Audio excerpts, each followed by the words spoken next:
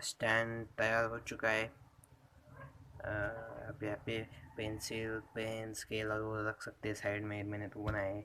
और इधर आपका मोबाइल, टैब, जो भी चीज़ें वो आ जाएगी, जैसे चाहे वैसे रख सकते हैं।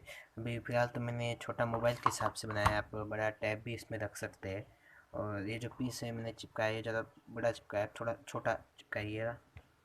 और आप इसे कार्डबोर्ड से या फिर माउंट बोर्ड से बना सकते हैं। मैंने इसे MDF बोर्ड से बनाया है, तो को जिससे बनाना चाहिए उससे बना सकते हैं। अगर आपको वीडियो पसंद आया हो तो जल्दी से लाइक कर दीजिए, शेयर कर दीजिए और चैनल को सब्सक्राइब जरूर कर दीजिएगा। मिलते हैं अगली वीडियो में।